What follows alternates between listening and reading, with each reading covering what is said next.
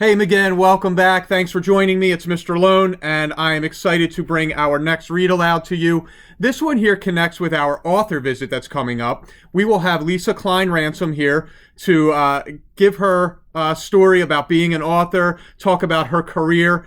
The cool thing about her is that she's done a little bit of everything from nonfiction to fiction, picture books, chapter books, biographies. I love how she has a background in a variety of types of writing, and I'm sure she's going to be able to share amazing experiences with you. So as we prepare for that, we're going to read a book today by her called Whale Trails, Before and Now.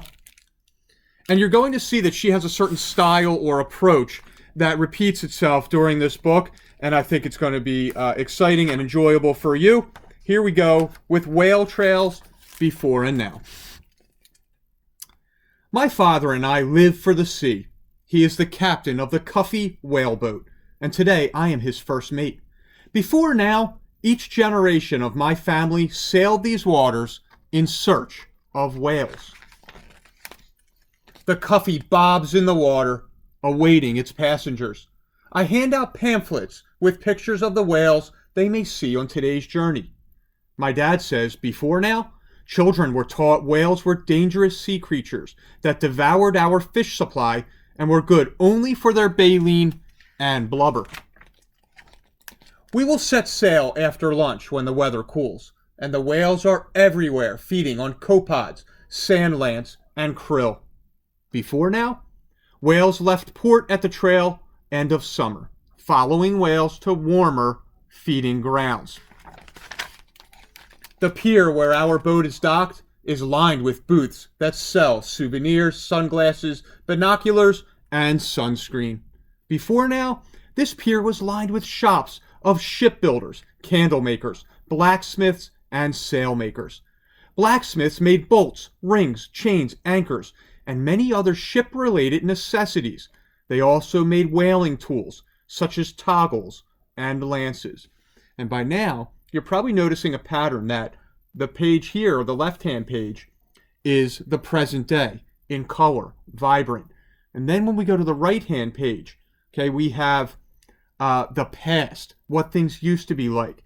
And the color is a little more washed out, duller, okay, more of a black and white feel.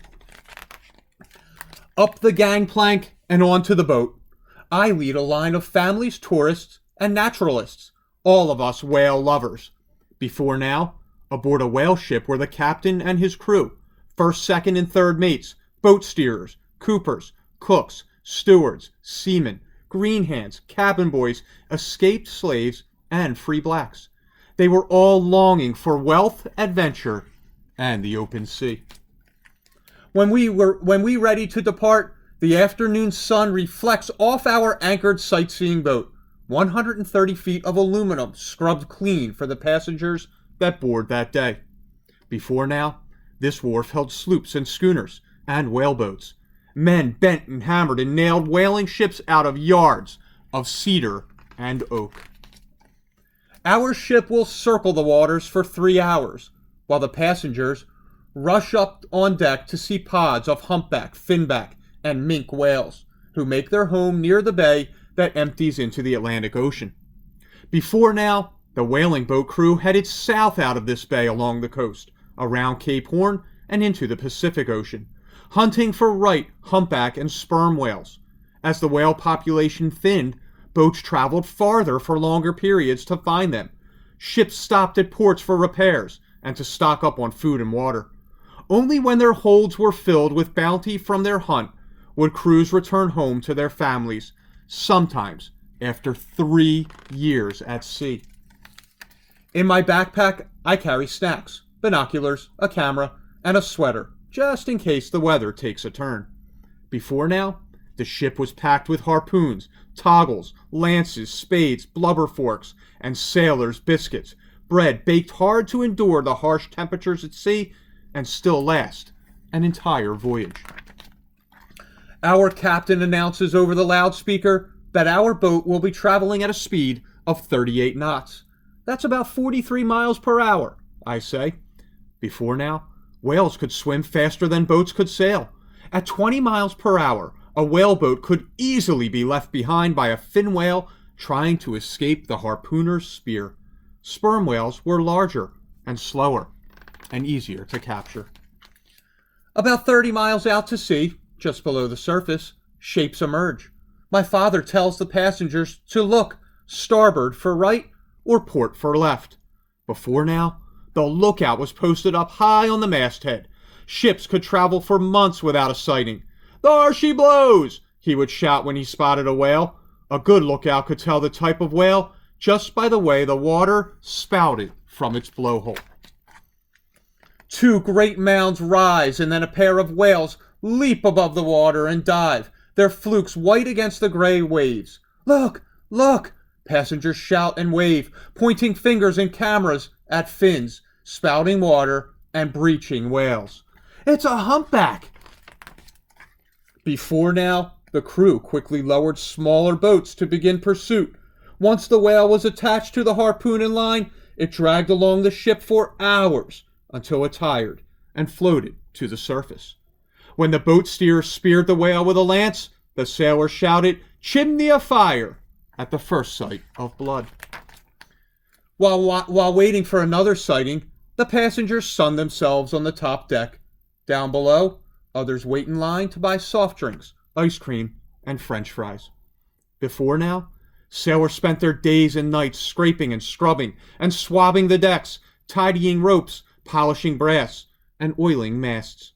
The cost of any clothing, medicine, or tobacco brought on the ship would be taken from their earnings at the end of their voyage. We return to the dock in the cool of the evening. The vendors have gone home. The streets have emptied. Tired passengers disembark, and I go up on deck, collecting left-behind things to put in our lost and found.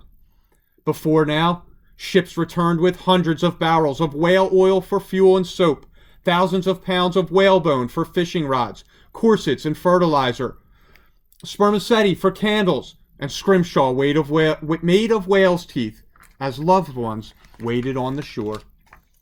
Under a moonlit sky, an ocean stretches before us.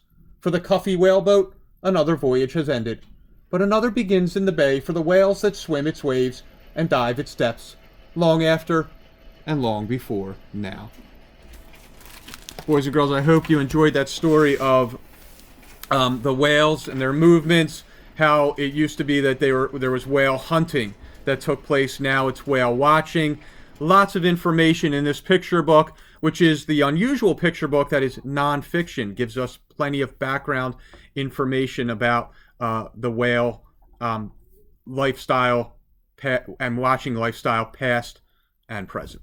So be excited for Lisa Klein Ransom to join us on Monday. We'll keep going over some books of hers here in school as she awaits her trip here. And I will talk to you soon again. Have a good night.